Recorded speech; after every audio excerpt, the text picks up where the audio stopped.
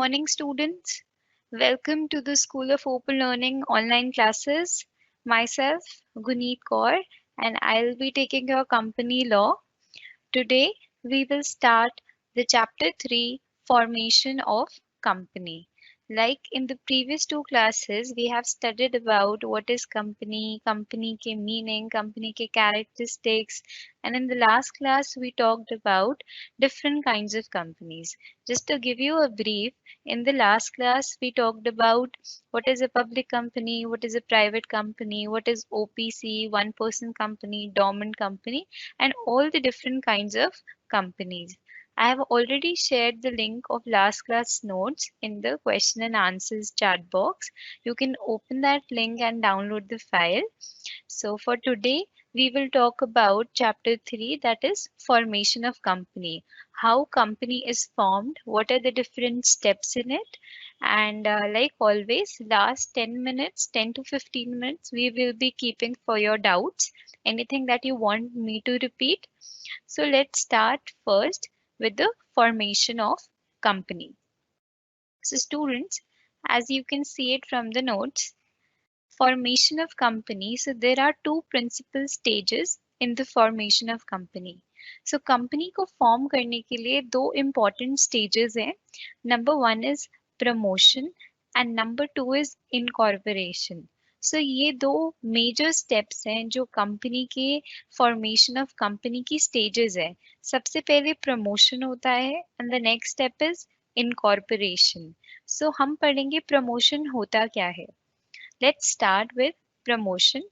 Promotion is the stage of conceiving an idea of forming a company to do a business and working on that idea.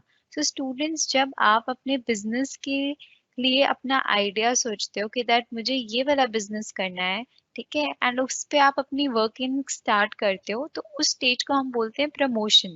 जिस stage पे आप अपना thought process लगाते हो कि आपको किस किस बिजनेस से रिलेटेड अपना बिजनेस करना है या किस एरिया से रिलेटेड किस फंक्शनल एरिया से रिलेटेड आप अपना बिजनेस करना चाहते हो so that is the stage of promotion and the person involve in this task is term as promoter so जो भी ये सारा काम करता है जैसे बिजनेस को इनिशियली स्टार्ट करता है उसको हम बोलते हैं प्रमोटर.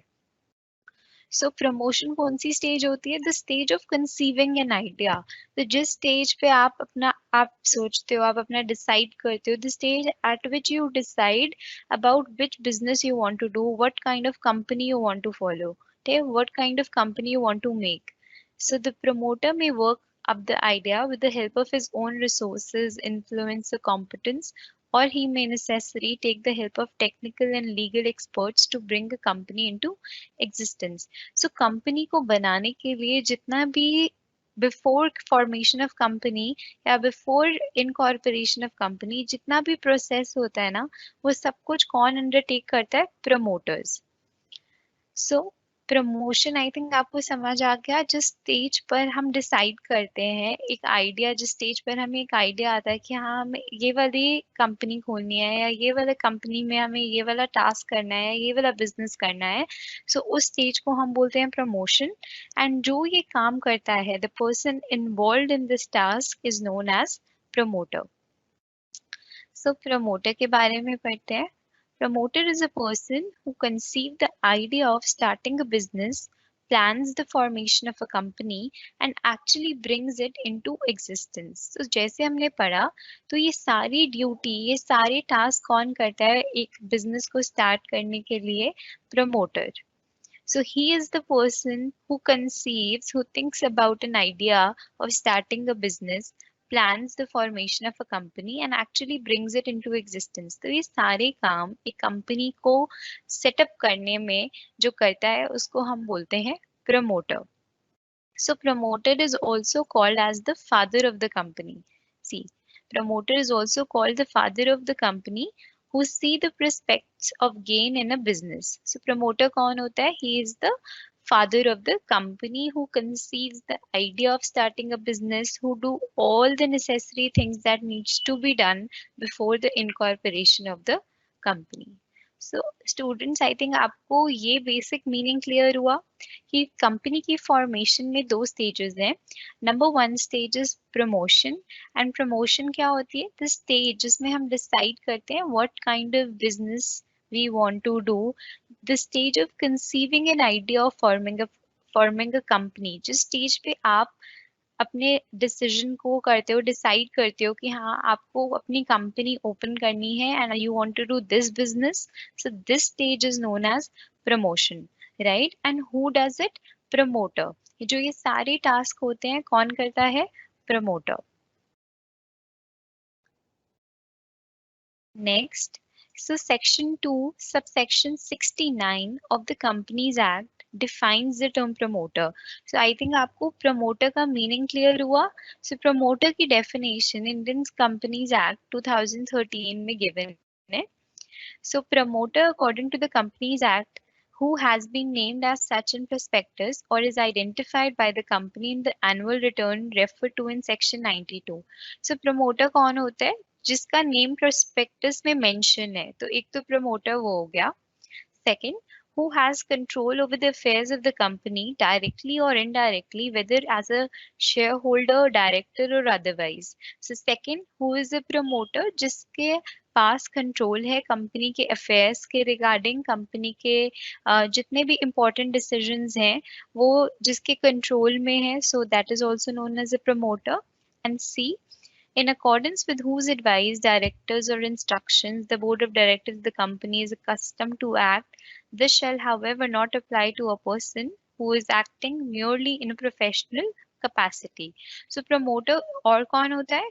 जिसकी advice पर board of directors और जितने भी important your shareholders, everybody who works, so promoter वो head होता है. सो आप प्रमोटर हेड भी कह सकते हो, प्रमोटर को फादर ऑफ द कंपनी भी कह सकते हो, राइट?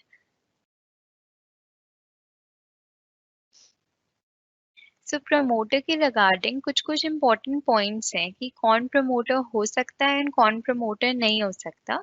सो उसके रिगार्डिंग बताया हुआ है हमें that a promoter need not necessarily be associated with initial formation of the company. One who subsequently helps to arrange the floating of its capital will equally be regarded as promoter. So student, इसका क्या मतलब है? जैसे अगर किसी person ने आपकी company का जो इनिशियल स्टेज होता है उसमें हेल्प करा, ठीक है, तो हम ये नहीं कहेंगे कि वो प्रमोटर है जस्ट बिकॉज उसने इनिशियल के कुछ स्टेप्स फॉलो करे. He has to help to arrange the floating of its capital. जैसे अगर आपकी कंपनी की फॉर्मेशन है, आप कंपनी बना रहे हो, for example a public company, so company की फॉर्मेशन के लिए जो भी कैपिटल चाहिए तो उसमें भी प्रमोटर को हेल्प करना होगा उसके फंड्स अरेंज करने में. सो ये इम्पोर्टेंट इम्पोर्टेंट पॉइंट्स हैं, एज इन कि अगर किसी ने इनिशियल स्टेप्स फॉलो कर रहे हैं तो वो प्रमोटर नहीं है. प्रमोटर की बहुत सारी ड्यूटीज होती हैं, वो अब हम आगे पढ़ेंगे, जैसे कि has to help in arranging the funds for the company. So yeah, these are the basic important points regarding the promoter. And promoter does not include any person by reason of his acting in a professional capacity or persons engaged in procuring the formation of the company. A person who only advance money to promoters for meeting out preliminary expenses is not a promoter. अगर कोई आपको कह रहा है कि आपके अपने company formation के लिए जो भी आपके स्टार्टिंग के एक्सपेंसेस हैं मैं उसके लिए आपको मनी देता हूँ कि आप अपने प्रिलिमिनरी एक्सपेंसेस को मीट करो, I will give you money for that. अगर कोई पर्सन आपको मनी दे रहा है कि आप अपनी कंपनी के इनिशियल एक्सपेंसेस को कवर अप कर सको तो उसको हम प्रमोटर नहीं कहेंगे. सो प्रमोटर एग्जैक्टली क्या होता है हमें उसके फंक्शंस एंड ड्यूटी से बहुत ज्यादा क्लियरली समझ आएगा. So let's understand what are the functions of promoter. The main function of promoter to conceive an idea of starting a business and explore its possibilities. So I think ये आपको बहुत अच्छे से अब क्लियर हो गया कि प्रमोटर कौन होता है, who conceives an idea of starting a business. ठीक है, जो स्टार्ट करता है बिजनेस को, ठीक है, and who do all the necessary steps जो करने होते हैं जैसे funds arrange करना, documentation करना. So that person is known as a promoter. First is very clear, who conceives an idea of starting a business, right? Next is to undertake detailed technical, economic, and commercial feasibility of the business propositions. Help of experts may be taken for that. So promoter वो ही नहीं है जो सिर्फ idea रखता है कि ये हमें बिजनेस करना है. सेकंड पॉइंट कहता है फंक्शन का और क्या, प्रमोटर का और क्या फंक्शन है, वो undertake detail technical, economic and commercial feasibility. वो टेक्निकलिटीज भी देखता है, वो इकोनॉमिक फैक्टर से भी कंसिडर करता है कि how much funds we have, commercial feasibility को भी देखता है. तो प्रमोटर का एक ओवरऑल फंक्शन होता है. Help of experts may be taken, and अगर he needs any help he can take help of experts. Third point, to conduct negotiations for the purchase of a business in case it is intended to purchase an existing business. For example, आप जो अपनी company form कर रहे हो उसमें आप एक और बिजनेस परचेज करना चाहते हो. सो उस बिजनेस को परचेज करने के लिए कोई भी नेगोशिएशंस हैं, कि कोई भी नेगोशिएशन इन टर्म्स ऑफ कि आपको कोई भी, आप दोनों पार्टीज ने कोई भी डिस्कशन करनी है, तो promoter can also do that. Promoter can also conduct negotiation for the purchase of a business. अगर कोई भी business purchase कर रहे हो आप अपने new company में, so that thing also can be done by a promoter.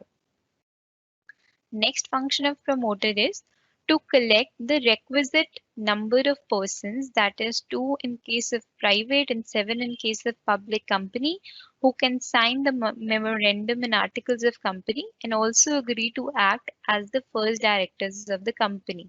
So promoter का रोल ये भी है टू मेक श्योर, अगर आप कंपनी फॉर्म कर रहे हो, सो हमें पता है कि in case of private company we need to have minimum 2 members, and in case of public company we need to have 7 members. So this is also one of the function of a promoter, to make sure that we have 2 persons for a private company for forming that, and to make sure that we have 7 persons in case of a public company. Next, to decide the following: the nature of company, the location, the amount and form of its capital, the underwriters or brokers, the bankers, the auditors, and the legal advisors. So almost everything has to be decided by a promoter. Promoter का सिर्फ यही role नहीं है कि promoter को सिर्फ idea देना है, आइडिया सोचना है कि कौन सा बिजनेस करेंगे. He has to do lot of other things. उनको क्या क्या और ड्यूटीज है प्रमोटर की, उनको डिसाइड करना है कंपनी का नेचर क्या है, नेचर ऑफ द कंपनी, किस सेक्टर में आपकी कंपनी फॉर्म हो रही है, telecommunication, power generation, the location of its registered office. So जो आपका रजिस्टर्ड ऑफिस है, जो आप अपने लीगल डॉक्यूमेंट्स में मेंशन करोगे एड्रेस, उसकी location, the amount and form of its capital, how much money is needed for a company, for the formation of the company. Uske regarding that decisions will be taken by a promoter. The underwriters or brokers, अगर आप अपने company के shares issue कर रहे हो तो उसमें आपको you need underwriters or brokers, so उनके regarding the decisions promoter लेंगे. The bankers, the auditors, the legal advisors, almost everything has to be done by a promoter. Next, to get the memorandum of association and article of association drafted. So students, ये दो बहुत important documents हैं. One is MOA and another one is AOA. So memorandum of association को हम बोलते हैं एक company का fundamental document, जिसमें कंपनी के purpose, कंपनी के objectives, सारी डिटेल होती है memorandum of association, जिसको हम बोल सकते हैं primary document. And article of association को हम बोल सकते हैं सेकेंडरी डॉक्यूमेंट. सो जो भी इम्पोर्टेंट मेन चीजें हैं, कंपनी के ऑब्जेक्टिव्स क्या है, कंपनी के पर्पस क्या है, वो सब एमओए में आता है, memorandum of association. And remaining all the documentation comes under articles of association. So ये भी एक प्रमोटर का फंक्शन है, दैट उनको एमओए एंड एओए ड्राफ्ट कराना है, प्रिंट करना है. Another function of promoter is to enter into preliminary contract. अगर किसी थर्ड पार्टी के साथ, किसी अंडरराइटर्स के साथ कॉन्ट्रैक्ट भी साइन करना है तो ये भी प्रमोटर का फंक्शन है. टू पे प्रिलिमिनरी एक्सपेंसेस, कंपनी के फॉर्मेशन होने से पहले जितने भी एक्सपेंसेस हैं उनको पे करना, that is also function of promoter. To arrange funds required by the company, that is also a function of promoter. To arrange for the preparation of prospectus, it's filing, advertisement and issue of capital. जो जब भी आप company के shares कोई भी issue करती है company, so they issue a prospectus. उसके अंदर बहुत डिटेल में कंपनी के बारे में लिखा होता है, what are the company goals, company के इन्वेस्टर्स कौन है एंड एवरीथिंग। सो इस प्रोस्पेक्टस को प्रिपेयर करना, उसकी फाइलिंग करना, एडवर्टाइजमेंट करना एंड कैपिटल इशू करना, that is also a function of promoter. So students, I think आपको अब ये क्लियर हो गया कि प्रमोटर का रोल क्या होता है कंपनी की फॉर्मेशन में। सो अभी तक स्टूडेंट्स कंपनी फॉर्म नहीं हुई, अभी तक सिर्फ कंपनी के इनकॉर्पोरेशन से पहले वाला जो स्टेज है जिसको हम बोलते हैं प्रमोशन। सो इनकॉर्पोरेशन जो हम अभी पढ़ेंगे वो स्टेज होती है जब कंपनी एक्चुअली फॉर्म हो गई है, कंपनी की लीगल एग्जिस्टेंस है। उसकी लीगल एग्जिस्टेंस कंपनी के होने से पहले जो स्टेज होती है उसको हम बोलते हैं प्रमोशन। जब आप डिसाइड करते हो कि आपको कौन सा बिजनेस करना है, आप फंड्स अरेंज करते हो, कंपनी की जो भी नेसेसरी डॉक्यूमेंटेशन है आप वो करते हो, कंपनी का रजिस्टर्ड ऑफिस डिसाइड करते हो, लोकेशन डिसाइड करते हो, and everything before the incorporation of a company is promotion, right? A promoter can neither be termed as an agent nor a trustee of a company which has not come into existence. So जो promoter है उसको हम agent भी नहीं कह सकते because अभी तक company form हुई नहीं। company जब incorporate हो जाएगी तो बोल सकते हैं that promoter is an agent of the company, but अभी कंपनी इनकॉर्पोरेट नहीं हुई तो promoter can neither be termed as an agent nor a trustee of a company. अभी कंपनी फॉर्म ही नहीं हुई, एग्जिस्टेंस ही नहीं आई, तो हम प्रमोटर को एजेंट भी नहीं कह सकते, neither we can call him as a trustee of a company. So हम कहते हैं जो प्रमोटर्स होते हैं उनका एक फिड्यूशरी रिलेशनशिप होता है। फिड्यूशरी रिलेशनशिप का मीनिंग है they work on the basis of trust. अब देखो कंपनी अभी फॉर्म इनकॉर्पोरेट नहीं हुई, कंपनी अभी एग्जिस्ट नहीं हुई, but they are working for the company. जो प्रमोटर्स है वो कंपनी के लिए सारे काम कर रहे हैं। तो जो प्रमोटर का जो नेचर ऑफ वर्क होता है उसको हम बोलते हैं फ्यूडिशरी नेचर। इसका मतलब क्या है? It is based on utmost faith and confidence.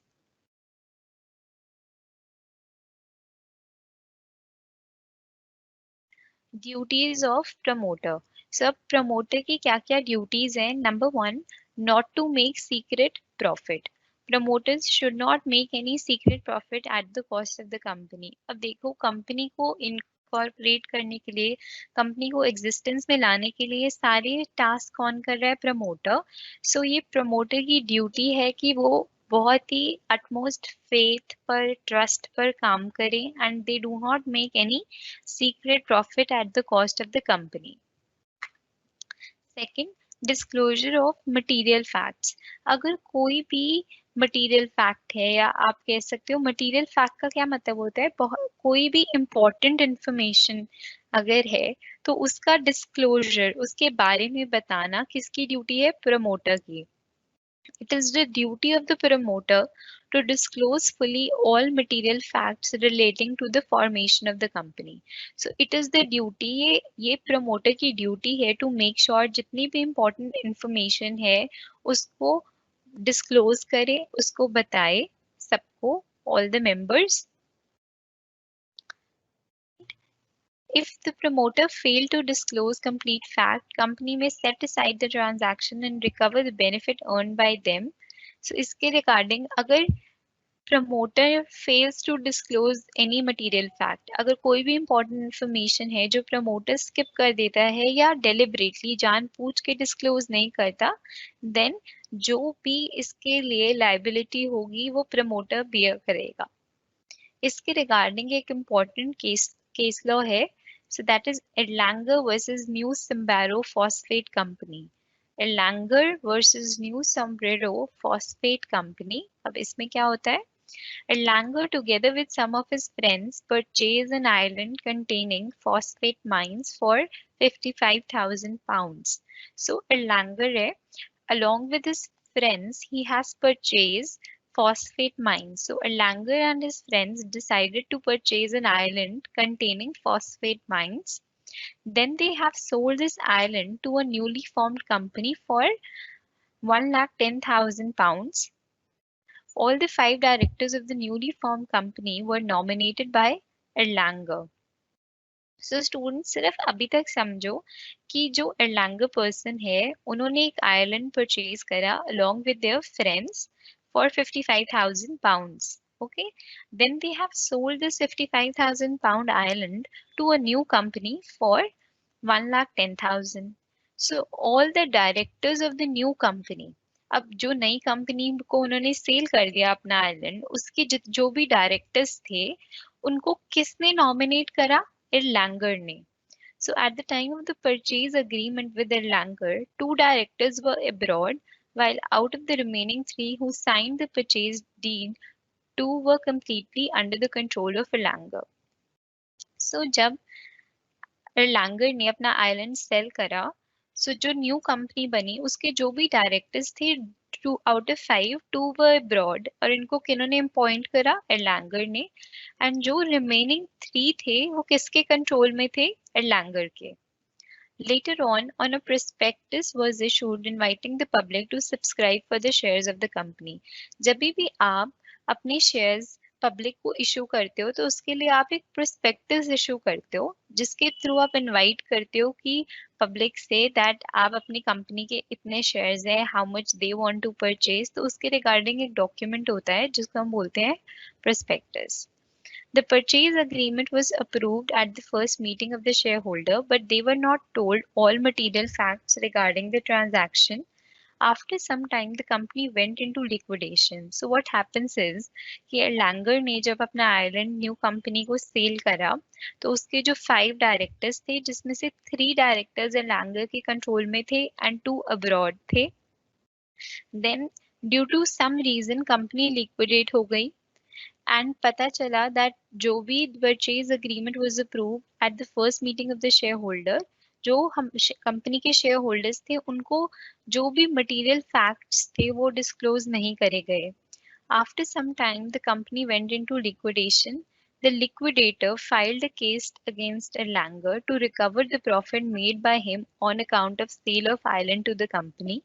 अब क्या होता है, कंपनी लिक्विडेट हो गई, देन अ केस फाइल करा गया अगेंस्ट Erlanger बिकॉज उन्होंने Erlanger को एज अ प्रमोटर कंसिडर करा क्योंकि बीइंग अ प्रमोटर उन्होंने Erlanger ने न्यू डायरेक्टर्स अपॉइंट करे. ठीक है, सो प्रमोटर की ड्यूटी होती है to disclose the material facts. So इसलिए केस फाइल हुआ Erlanger के अगेंस्ट और उनसे रिकवर करा गया जितना भी अमाउंट था. Erlanger defended the case on the plea that the board of directors had full knowledge of the facts. His contention was rejected and he was asked to return the benefit to the liquidator. So, crux जो है brief में ये समझो कि promoter की duty होती है to disclose all the material facts. अगर प्रमोटर जैसे इस केस में Erlanger ने इम्पोर्टेंट इंफॉर्मेशन डिस्क्लोज नहीं करी थी, सो एट द एंड जब कंपनी लिक्विडेट हुई, डिसॉल्व हुई, तो उस केस में Erlanger के अगेंस्ट केस फाइल हुआ कि it is his mistake that he has deliberately didn't inform about the material information about the company. सो इस केस में Erlanger को कंपनसेट करना पड़ा और उनको जितना भी बेनिफिट हुआ था सेल करने पर अपने आइलैंड को न्यू कंपनी को, वो उनको पे बैक करना पड़ा. So duties of promoter I think आप क्लियर हो गई कि क्या है, that they should not make any secret profit at the cost of the company. It is their duty to disclose all the material facts. Now, what are the next topic is what are the liabilities of promoter? Non-disclosure of secret profit.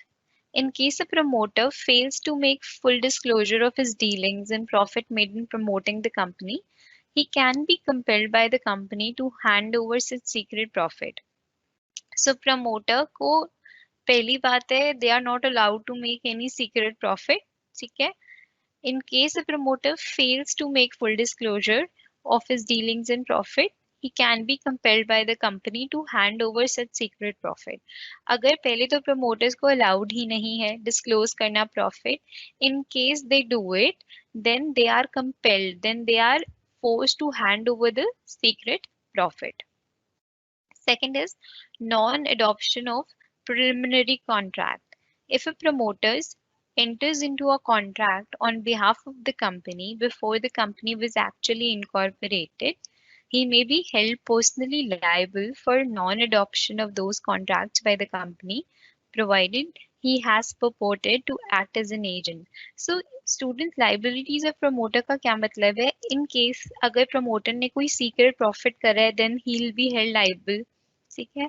अगर promoter कोई preliminary contract में enter हुआ अपने behalf पर, वैसे तो जो भी ट्रांजैक्शन प्रमोटर करेगा वो कंपनी के बिहाफ पर होंगी, but in case he does on his behalf, then also he will be held liable.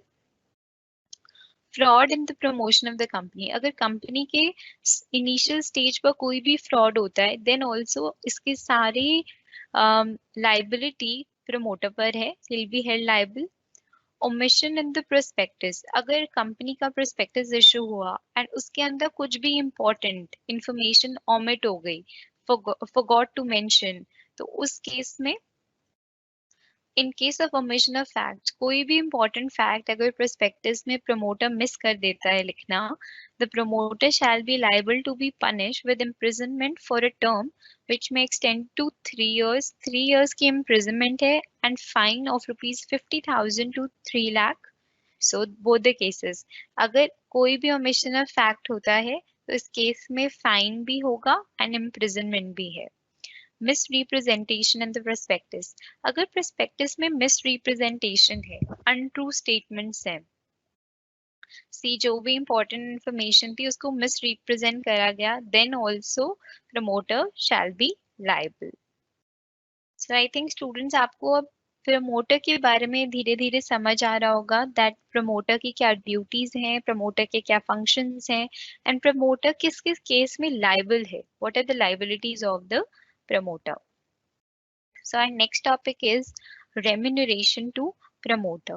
अब students जब promoter कंपनी के इनकॉर्पोरेशन से पहले इतने सारे टास्क करता है, इतने सारी ड्यूटीज करता है, so प्रमोटर को भी तो कुछ मिलना चाहिए.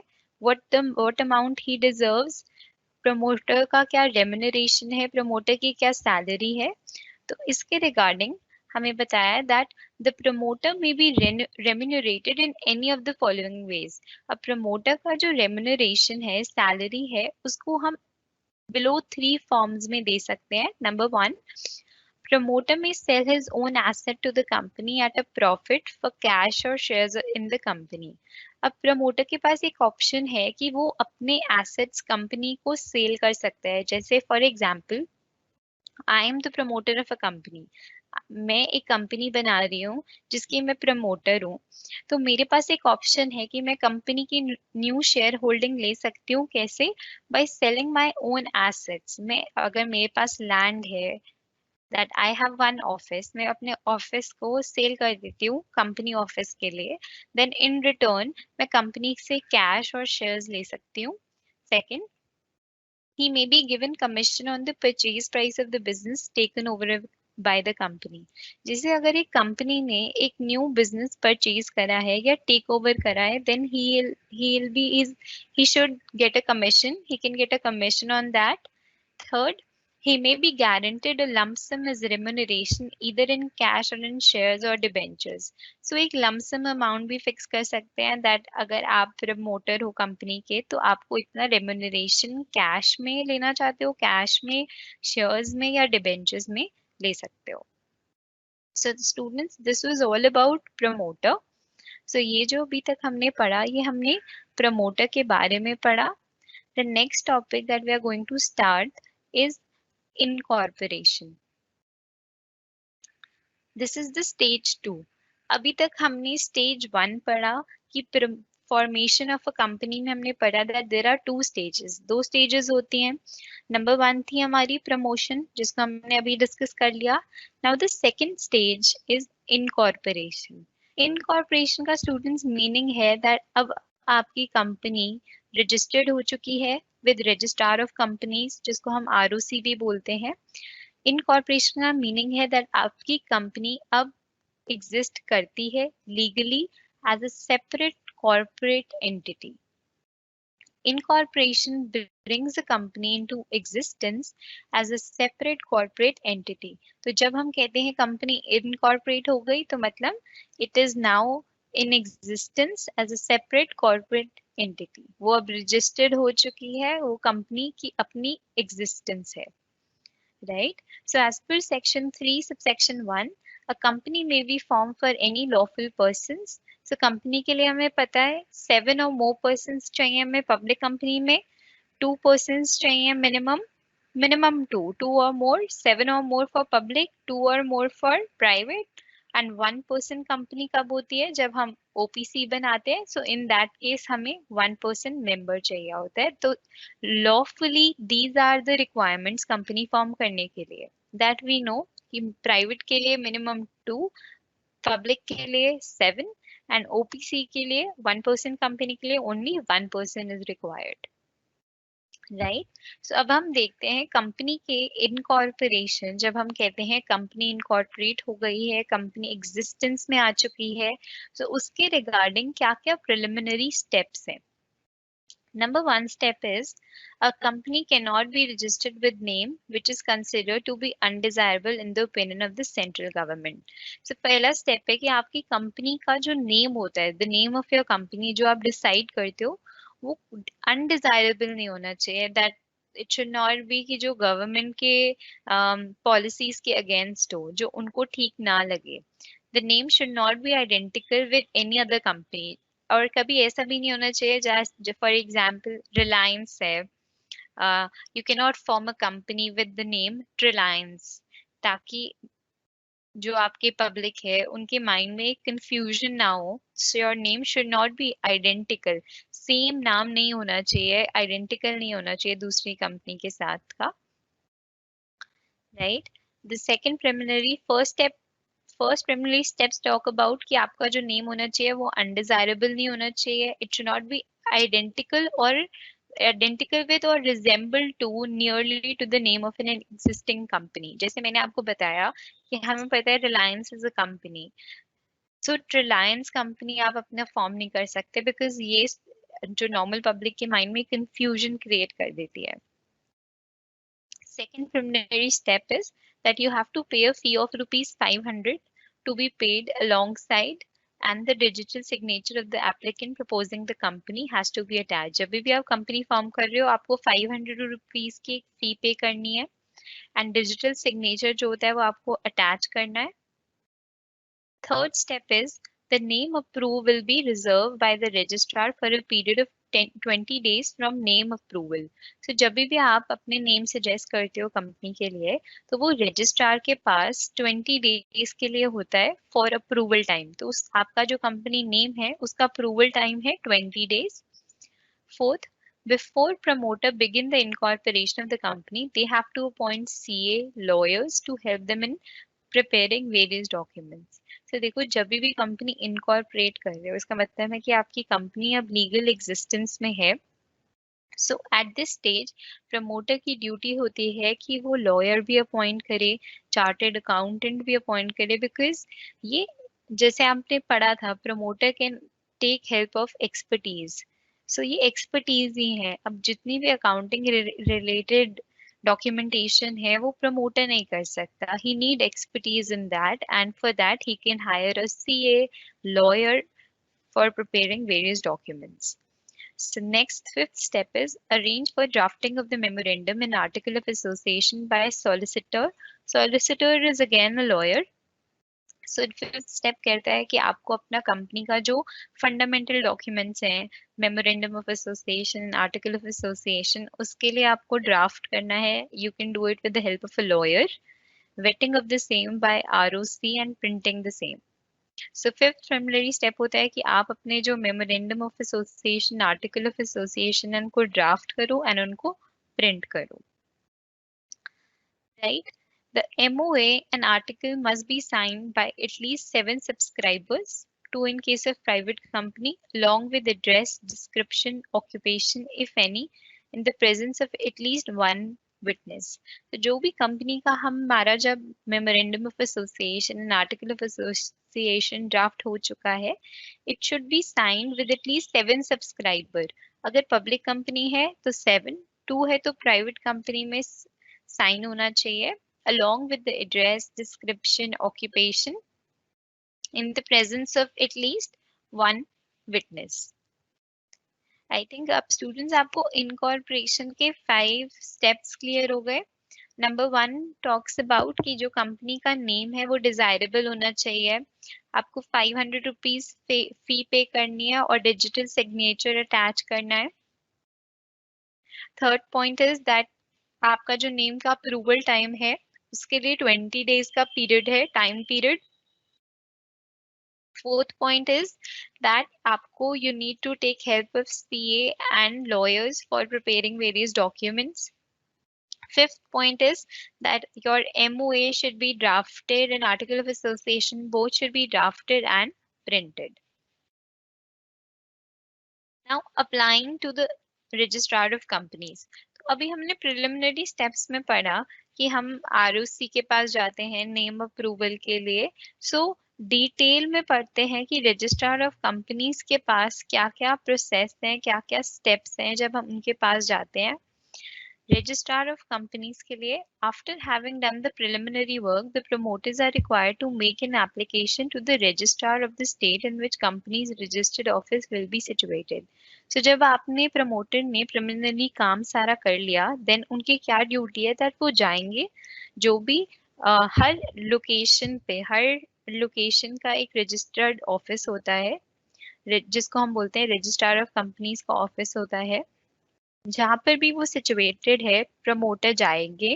प्रमोटर वहां पर अपनी जितनी भी डॉक्यूमेंटेशन है कंपनी की रजिस्ट्रेशन के लिए वो लेकर जाएंगे, जिसमें क्या क्या नेसेसरी डॉक्यूमेंटेशन है कंपनी की रजिस्ट्रेशन कराने के लिए. Number 1 the MOA, and MOA means memorandum of association and article of association is AOA.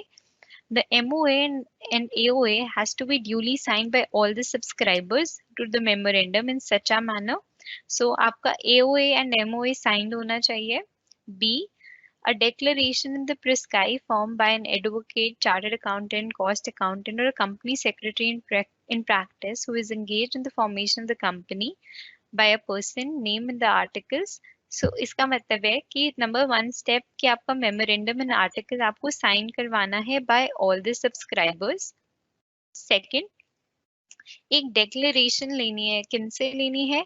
Advocate से, चार्टर्ड अकाउंटेंट से, कॉस्ट अकाउंटेंट से. इनसे एक डिक्लेरेशन एक प्रिस्क्राइब फॉर्म में by the CA, company secretary, जो भी कंपनी में आपने एक्सपर्टीज हायर करी है. Third, a declaration from each of the subscriber to the memorandum and from person named as the first director. So एक declaration आपको हर subscriber से लेनी है and जो भी company के first directors हैं उनसे लेनी है. So declaration होता क्या है? इसका purpose होता है कि आप उनसे written में ले रहे हो that if there is any fraud or if there is any misrepresentation, there is any omission, they will be held liable. Next, the address for correspondence till its registered office is established. जब तक company का register office establish नहीं होता, जब आप जा रहे हो रजिस्ट्रार ऑफ कंपनीज के पास तो उनको आप एड्रेस की डिटेल दोगे कि कम्युनिकेशन के लिए वो किसको कांटेक्ट करें. Next, the particulars of name including surname, family name, residential address, nationality and such other particulars of every subscriber to the memorandum. So आपको रजिस्ट्रार के पास आप जब जाते हो अपनी कंपनी को रजिस्टर कराने के लिए तो ये सारी डॉक्यूमेंटेशन जितने भी कंपनी के सब्सक्राइबर्स हैं उनका आईडी प्रूफ, उनका फैमिली नेम, रेजिडेंशियल एड्रेस, ये सारी डिटेल आपको सबमिट करनी होती है while registering your company with registrar of companies. Particulars of the person mentioned in the articles as the first directors of the company, their name, including the surname or family name, the director identification number. So जो भी companies के director हैं उनको एक दिन बोलते हैं, हम इसको डायरेक्टर आइडेंटिफिकेशन नंबर अलॉट होता है। ये कैसे अलॉट होता है, इसके लिए भी एक फॉर्म होता है, इसका भी एक प्रोसीजर है गवर्नमेंट का जिसको फॉलो करते हैं। So then the directors of the company have their director identification of number. ये भी सबमिट करना होता है to the ROC, to the registrar of companies. G point, the particulars of the interest of the person mentioned in the articles as the first directors of the company in other firms or bodies corporate along with their consent to act as directors of the company in such a manner and may be prescribed. So जो भी company के directors हैं उनको भी एक form में declaration mention करनी होती है और सबमिट करना होता है that they will act as the director of the company. So ये जितने भी हमारी डॉक्यूमेंटेशन थी, ये जितने भी इम्पोर्टेंट स्टेप्स थे, ये हमें किसको सबमिट करना होता है, आरओसी को, रजिस्ट्रार ऑफ कंपनीज, जब हम अप्लाई करते हैं कंपनी को रजिस्टर कराते हैं।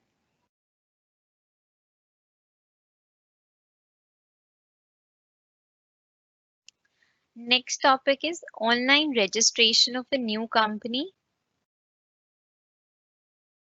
And then is the last topic is certificate of incorporation. Okay.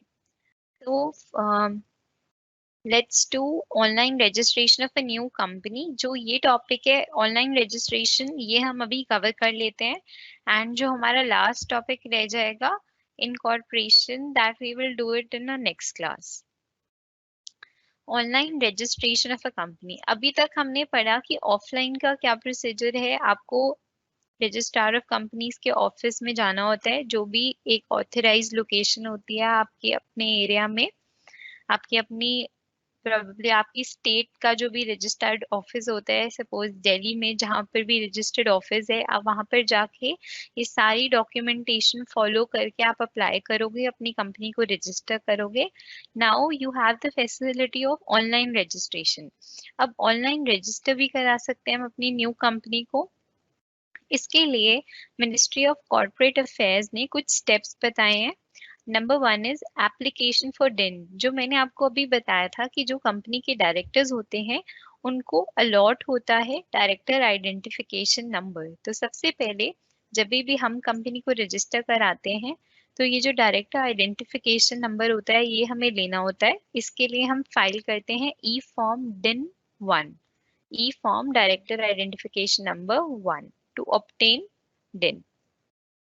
Second is acquire और register digital signature certificate. सबसे पहले हमने डायरेक्टर्स का आइडेंटिफिकेशन नंबर अप्लाई कर दिया।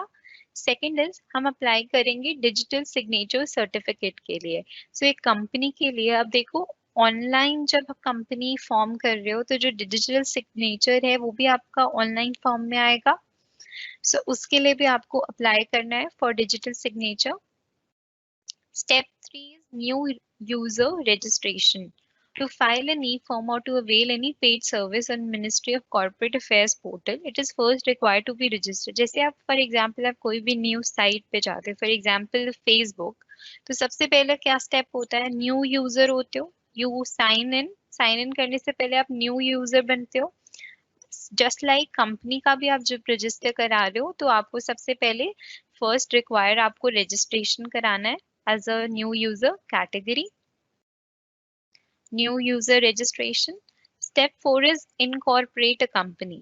So step 4 कहता है कि कंपनी को incorporate करने के लिए first is select in order of preference at least one suitable name up to a maximum of 6 names indicative of the main objects of the company. So सबसे पहले आपको एक suitable name कंपनी का select करना है and it should be indicative of the main objects of the company. So आपकी company का नाम भी ऐसा होना चाहिए जो आपकी कंपनी के ऑब्जेक्टिव्स को इंडिकेट करे। सेकंड पॉइंट सेज सबसे पहले आपने नेम सेलेक्ट कर लिया। Next point is ensure that the name does not resemble the name. ये हम पढ़ चुके हैं, आपको मेक श्योर करना है कि किसी अदर कंपनी से, अदर रजिस्टर्ड कंपनी से नेम रिजेंबल नहीं होना चाहिए। Third is apply to the concerned ROC to ascertain the availability of the name. आपने फिर क्या करना है, जैसे ऑफलाइन में था सेम चीजें हैं जो फॉलो होंगी ऑनलाइन में भी। बस एडिशनल स्टेप क्या था, आपको सबसे पहले डायरेक्टर आइडेंटिफिकेशन नंबर लेना है, देन आपको अप्लाई करना है digital signature certificate. Third step, that name should not be resemble in any other company. Next point is कि आपको आरओसी के पास जाके नेम अवेलेबिलिटी चेक करनी है एंड 500 रुपीज फी पे करनी है। नेक्स्ट पॉइंट इज, जब आपका नेम अप्रूव हो गया, the applicant can apply for registration of the new company by filing form INC 7। अब जब आपका नेम अप्रूवल हो गया, देन आप क्या कर सकते हो, कंपनी का रजिस्ट्रेशन के लिए अप्लाई करोगे with the form INC 7। Next is arrange for stamping of the memorandum and article with the appropriate stamp duty. It can be paid electronically. Company को स्टैम्प के लिए हम जो नोटरी से डॉक्यूमेंट बनते हैं उसके लिए हम इसको इलेक्ट्रॉनिकली भी फी भी पे कर सकते हैं एंड अप्रोप्रिएट स्टैम्प ड्यूटी पर रजिस्टर कराएंगे। Get the MOA and AOA signed by at least 2 subscribers. अगर प्राइवेट कंपनी है तो 2 सब्सक्राइबर्स एंड 7 अगर पब्लिक कंपनी में है तो उनकी सारी डिटेल्स के साथ और एक आई विटनेस के साथ हम साइन करवाएंगे। Ensure that the memorandum and article is dated on a date after the date of stamping. Next is log into the portal and fill the following form and attach the mandatory documents. Then आपको portal में log in करना है और form INC 22 and DIR 12 आपको attach करना है। INC 22 is notice of situation or change of situation of registered office। अगर sometimes क्या होता है कि जब आपने अप्लाई करा न्यू कंपनी के उस पर रजिस्टर करने के लिए, न्यू कंपनी रजिस्ट्रेशन अप्लाई कर रहे हो, तो हो सकता है कि आपका रजिस्टर्ड ऑफिस जो आपने पहले डिसाइड करा हो जब प्रमोशन के टाइम वो चेंज हो रहा हो, तो उसके लिए आप एक फॉर्म सबमिट कर सकते हो टू इन्फॉर्म कि अब आपका जो रजिस्टर्ड ऑफिस है उसकी लोकेशन चेंज हो रही है। Form number DIR 12 talks about particulars of appointment of directors. जो भी आप न्यू डायरेक्टर्स कंपनी में अपॉइंट कर रहे हो या न्यू मैनेजर्स आ रहे हैं या कोई भी चेंजेस हो रहे हैं, तो उसके रिगार्डिंग डिटेल भी आप इन्फॉर्म करोगे with the form DIR 12 and declaration of compliance. So declaration तो हर जगह है दैट कोई भी अगर मिस्टेक होती है, मिसरिप्रेजेंटेशन होता है, फ्रॉड होता है, सो फॉर उसके लिए आप एक डिक्लेरेशन देते हो कि that we confirm that everything is true and best to our knowledge, तो ये एक डिक्लेरेशन दी जाती है। सो ये सारा प्रोसेस था हमारा online registration of a new company. So only we are left with one last topic जिसको हम बोलते हैं certificate of incorporation. This we can do in the next class. Before and now I can take your doubts. So you can post it in the question and answer chat box about all the doubts that you have, and I'll try to resolve it.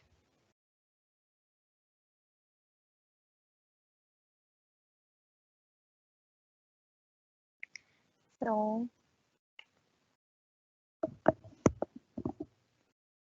I've already mentioned book. Book is Anil Kumar that you have to refer.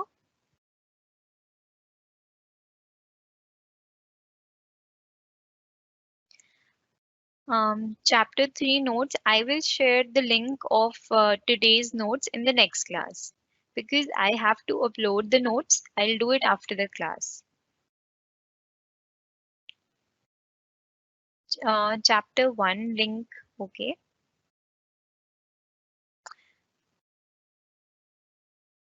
I will share all the links in the next class. Book is Anil Kumar. I will provide the notes in the next class.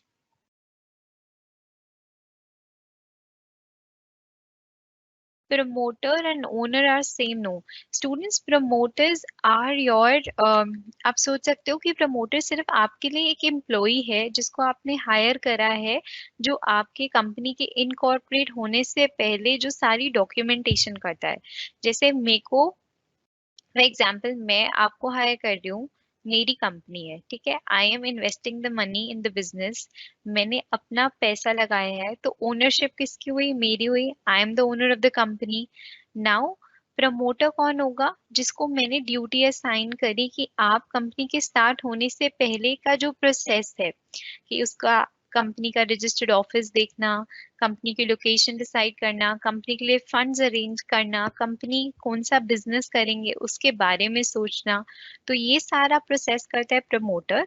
And owners होते हैं company के share holders, जिनका money invest होता है company में। तो these two are different things, इन दोनों को कंफ्यूज मत होना। Promoter is a different person and owner is again a different person. Even promoter can also file a case if the directors do such things. Yes, promoter can also.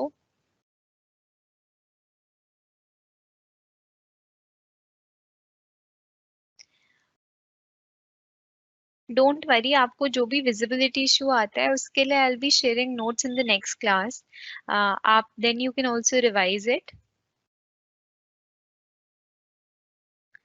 I've already shared the notes link. I've already published the link for last class notes. Kinds of company का link मैंने share कर दिया है. And जो आज हमने पढ़ा formation of company, इसका मैं next class में दूंगी because अभी एक topic रहता है इसका, non disclosure of secret profit. So ये एक मैं आपको बताती हूँ, non disclosure of secret profit.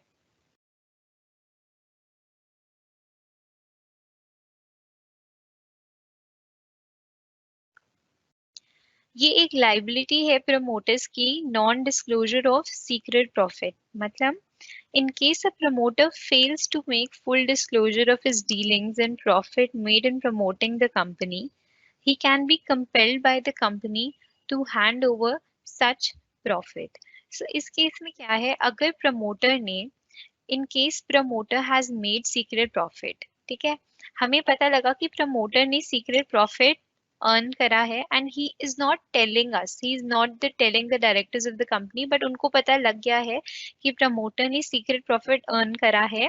So in that case promoter को लाइबल हेल्ड करा जाएगा कि उन्होंने सीक्रेट प्रॉफिट अर्न करा और डिस्क्लोज भी नहीं करा। इन केस उन्होंने करा है सीक्रेट प्रॉफिट अर्न एंड वो डिस्क्लोज भी कर रहे हैं डायरेक्टर्स को, then it's fine.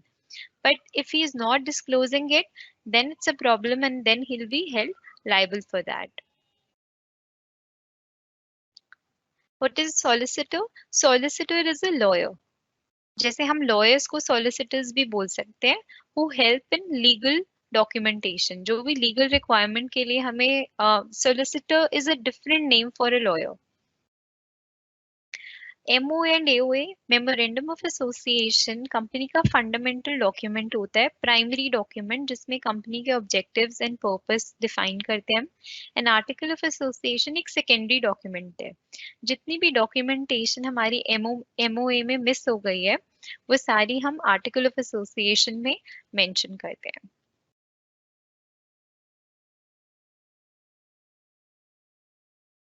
Ministry of Corporate Affairs portal. I will show it in the next class. I think you can also Google it. आप ministry of corporate affairs Google पे search करो and then you can open and look at the portal. The type of questions that you get in exam, I think sample papers and tenure are best for that, but I think for as of now the objective is कि आप concepts की clarity लो, understand करो process।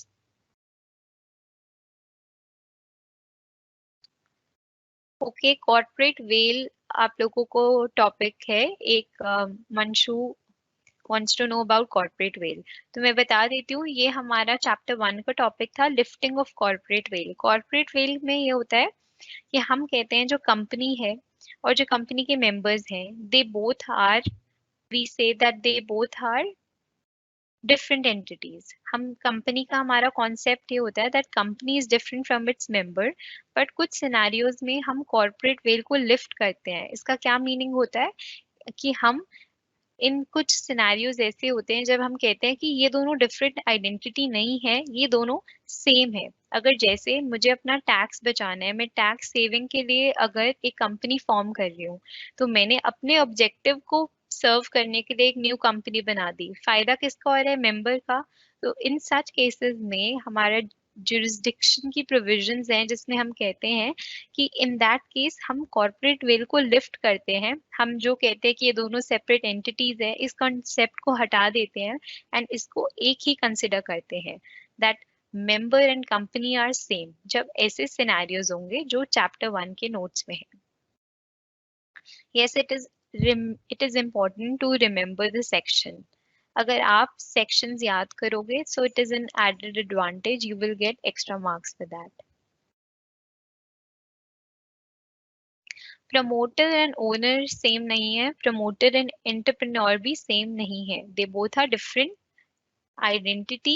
Promoter आपके लिए बस एक employ है जिसको आप हायर करते हो, रेम्यूनरेशन करते हो, सैलरी देते हो, जो आपके लिए ड्यूटीज, बेसिक काम कंपनी की जो भी इनकॉर्पोरेशन से पहले जितने भी काम करने हैं वो कर दे।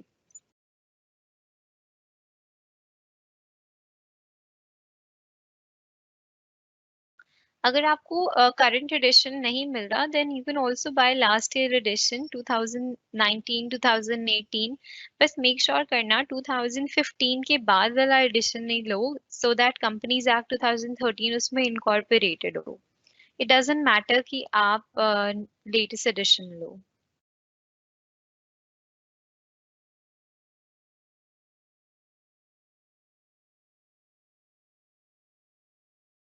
So don't worry about the notes. What I'll do in the next class, I'll share all the links. अभी तक हमने 3 चैप्टर करे हैं. We are doing the third chapter भी थोड़ा सा रहता है. तो मैं next class में all the 3 links I'll share you guys. Don't worry.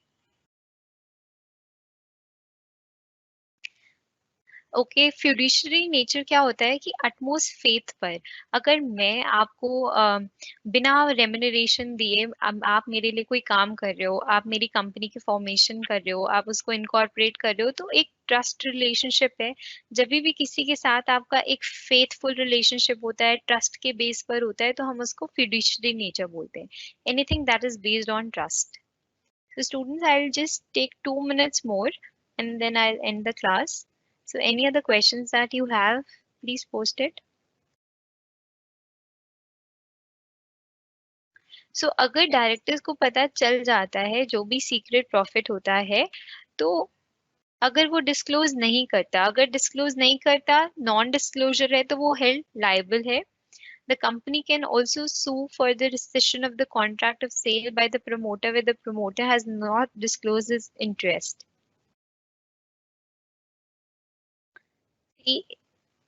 In both the cases, अगर प्रमोटर डिस्क्लोज करता है या नहीं करता, अगर कर भी देता है तो उसका देखो, if he has done any wrong thing and he disclose it, तो उसका कोई ऑल्टरनेट निकल सकता है, ठीक है, कोई ना कोई अदर वे होगा। अगर नहीं बताता तो वो तो एक फ्रॉडुलेंट एक्टिविटी है, नॉन डिस्क्लोजर है, उस केस में उसको लीगली सू कर सकते हैं।